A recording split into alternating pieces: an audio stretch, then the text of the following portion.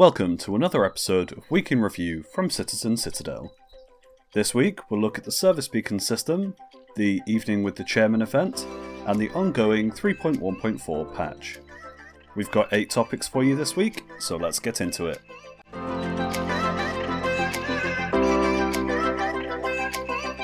Welcome back. So at number 8 we're going to start with 3.1.4.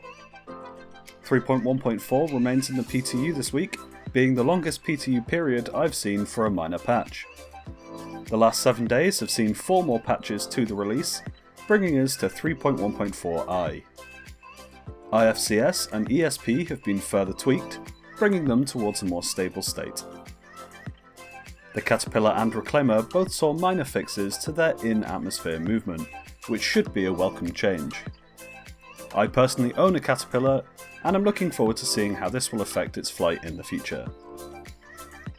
The Nox and Dragonfly also saw some minor tweaks to their handling, to make them a little easier to use. The patch still seems to be a little way out, but maybe we'll see it released before next week's episode. At number 7, we have ship sales. So this week saw the Hercules Starlifter go on general sale, receiving much backlash over the war bond option. The C2, M2 and A2 cost $300, $400 and $600 respectively for the war bond option, and the non-war bond option cost roughly 20% extra. The war bond options come with LTI, and non-war bond come with only 6 months insurance.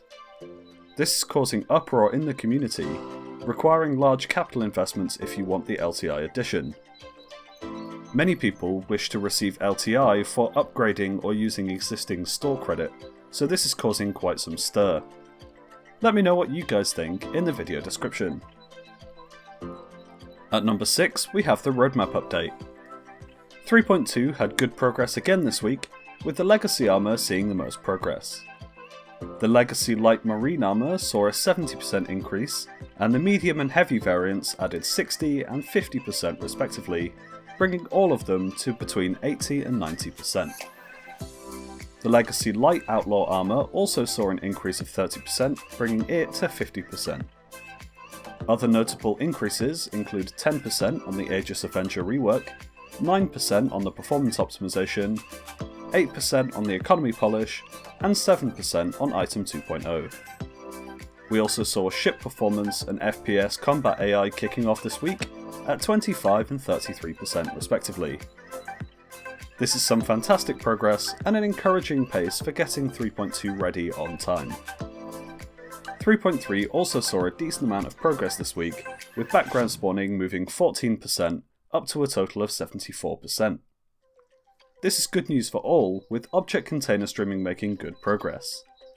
Game object extensions gained 5%, and async background spawning began, currently sitting at 3%. This is great news for everyone who's excited for object container streaming to find its way into the game. Rust stops gained 5% this week, with some impressive shots being shown off in around the verse, and the Cyclone RN gained 9%. Overall, this is great progress for both 3.2 and 3.3, and it's good to see CIG being so open about the progress that they're making. 3.2 looks to be going incredibly well, and we will hopefully see all the features come out on time. At number 5, we have lore content. This week saw 2 lore posts, Hostile Negotiations, a subscriber-only post, and Lost Squad, a portfolio update. Hostile Negotiations gives us the first installment of Officer Frost's encounters of ship hijackers, holding 32 hostages in the hope of stealing 20 cases of Widow. It's going to be an exciting series ahead, and I'm looking forward to finding out how she manages it. CIG also gave us some background on Squadron 88, aka the Lost Squad. This jack-of-all-trades squadron produced some of the best logistics officers in the UEEE. I won't spoil the ending, but Squadron 88 was charged with guarding the Caliban system and all of the human inhabitants. Any followers of the lore will likely be able to guess what happened to them, but I'll put links to both these posts in the video description. At number 4, we have this week's Around the Verse. This week's ATV gave us a look at the service beacon system and the planned changes for 3.2 and beyond. But first, a few updates on progress towards 3.2. Shop kiosks are progressing well, allowing for specific looks and branding on each specific kiosk. Mining progress is continuing, with audio now being built, and the VFX team working on effects for successful and unsuccessful mining attempts. The Constellation Phoenix is seeing its final tweaks on small features such as fish tanks and accessories. The rest stops are progressing well, and dynamic generation is being tested to see what needs to be tweaked and changed before the final release. And finally, the environment art team is making progress on biome generation for Hurston and its moons, and the back-end placement tools to make it easier to develop these planets in the future.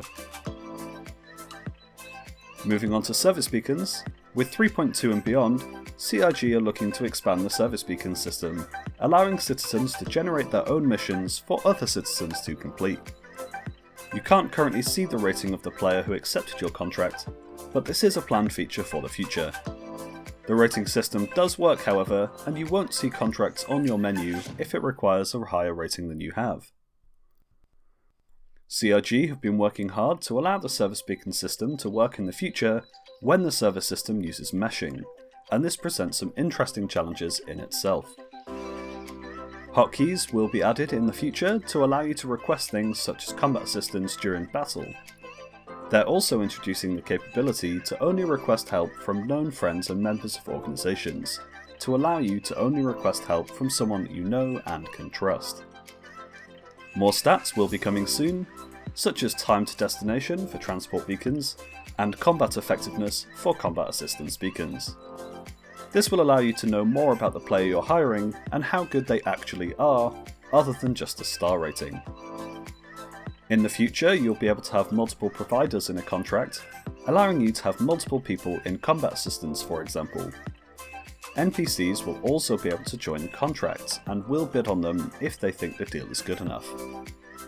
Overall, the service beacon system is shaping up to be really exciting, and we'll have some awesome team and multiplayer gameplay coming up in the next year.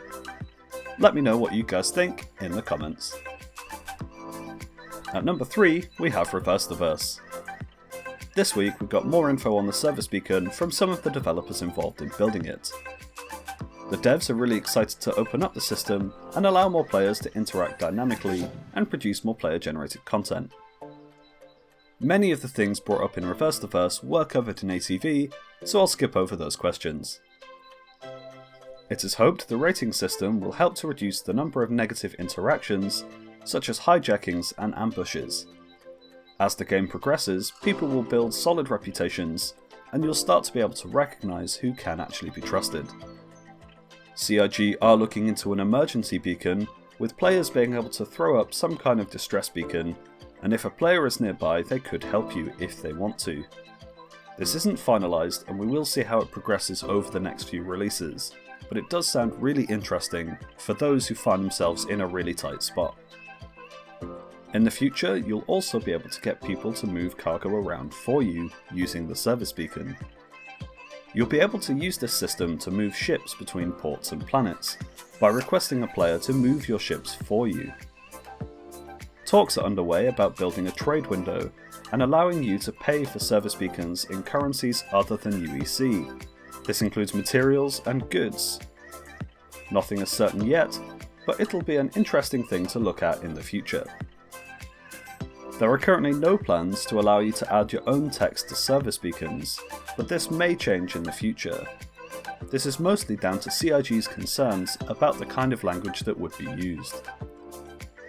Assassinations and bounty systems will be coming in the future, allowing you to use your bounty to legally kill a criminal, whereas assassination will allow you to have anyone killed for a price, but it may come with a criminal rating.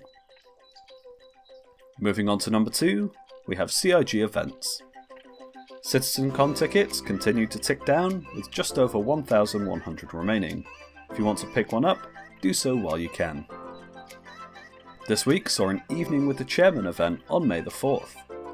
A bunch of concierge members got the opportunity to head to CIG's LA studio for an evening with Chris Roberts, exploring the studio and asking questions.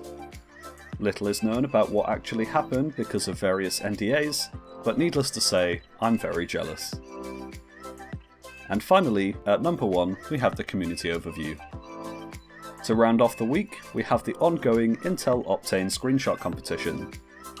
The first and second rounds are now over, with the second round winner being displayed here. The final round is now closed, and we will see the winner in the next day or two. So that's all from me for this week. As always, like if you liked it, subscribe for more content, and leave me a comment letting me know what you thought. If you really enjoyed it, feel free to share it with your friends, it really helps out, and I love chatting with you guys in the comments. I'll see you guys in next week's episode of Week in Review.